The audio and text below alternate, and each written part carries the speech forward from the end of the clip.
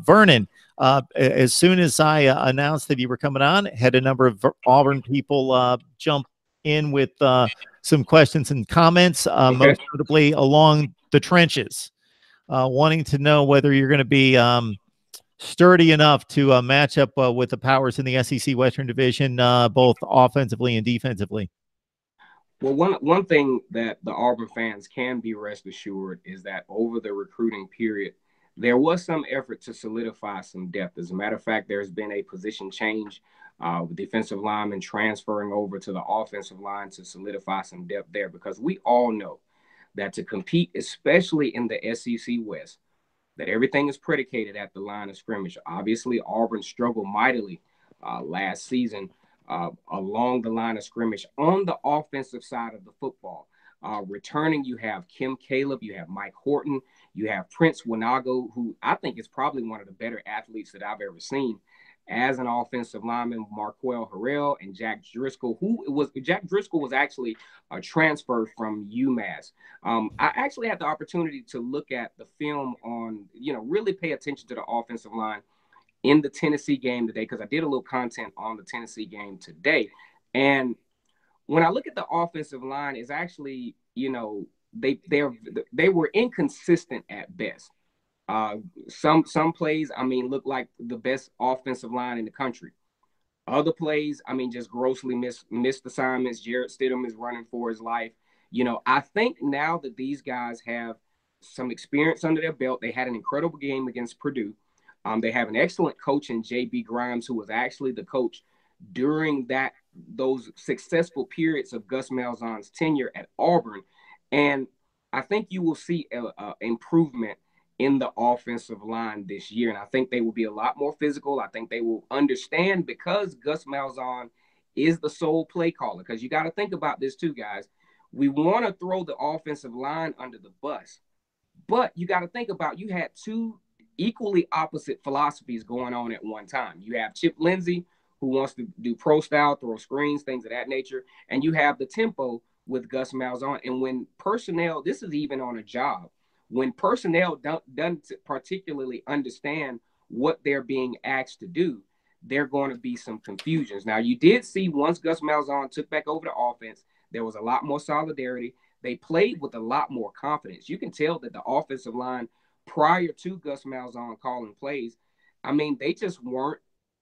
you could tell that there was just the lack of solidarity within their scheme. So when I look forward to the 2018, Gus Malzahn calling plays gives me, I like to use this term, casual optimism as to how this season is going to go.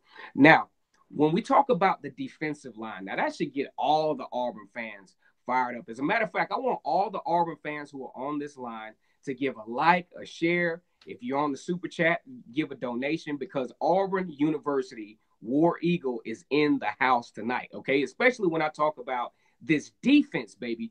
One thing that Auburn... Preach it, Vernon. I love that.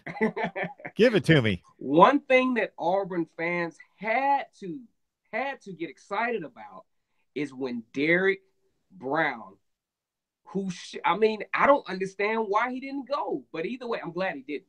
But either way, Derek Brown, All-American defensive lineman, decides to come back. That's another thing that kind of managed my perception of Gus Malzahn and the coaching staff, to say, okay, why did he come back? Because he could have easily been at least a late first round, early second round pick. You come back and you have the risk of getting hurt. You have the risk of, something happening to where it ruins your career. You have a bad season that lowers your draft stock. All of those things come to play. But he decides to come back. And that just really quietly ignited the Auburn fan base, okay?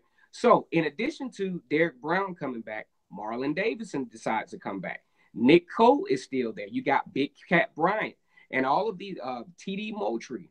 Also, Auburn did an excellent job of the recruitment of Charles Moore out of Mississippi. I think he's going to really help add some solidarity to the Auburn defensive line. And he's such a good athlete.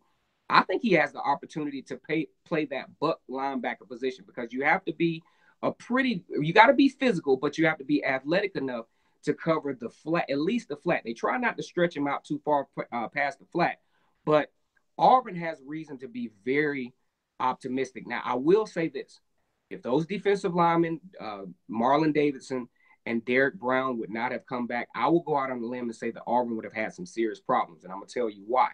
The reason Auburn would have had some serious problems is because you're going to have a lot of youth and inexperience at that linebacker position this year for the Auburn Tigers. Now, I will tell you this.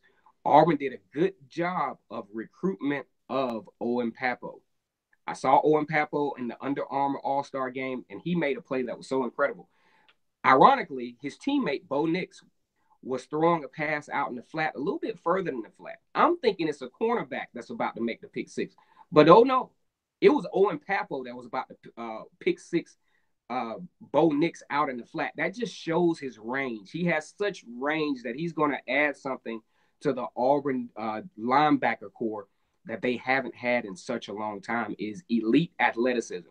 We love Deshaun Davis. You know, I think Deshaun Davis has a heart of gold, and he puts it all on the line.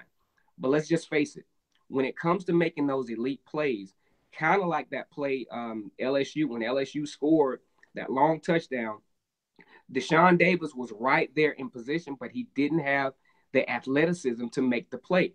Owen Pappoe intercepts that ball. A guy like him intercepts that ball. Now, back to the point of the defensive line. The reason why the experience and the leadership on the defensive line is so great is because it's going to help to develop the linebackers. It's going to take a lot of pressure off those linebackers, knowing that they have an experienced defensive front. Now, if they would have had to replace Marlon Davidson and Derek Brown, then you would have had some serious problems. That return really gave Auburn some leverage as to how they can move some guys around. As a matter of fact, Auburn has a defensive end that they recruited out of Loganville, Georgia. His name is Kobe Wooten. He's actually a pretty good ball player as well. I wouldn't necessarily consider him elite, but he would definitely add to the depth of the defensive line. I think, just going out on the limb, I would go out on a limb and say that because of the defensive line returning for Auburn, the offense is actually going to help out a little bit more with time of possession, because even with a bit as abysmal as Auburn's time of possession was, some games, the Georgia game, 18 minutes of time of possession, and that would do wear and tear on your defense, especially when you're playing against Georgia, who probably had one of the best offensive lines in the SEC. I think with the offense's help and with the defense returning all of this experience and, the elite athleticism at the linebacker position, Auburn is in a position to have a top 5 to 8 defense this year, in my opinion.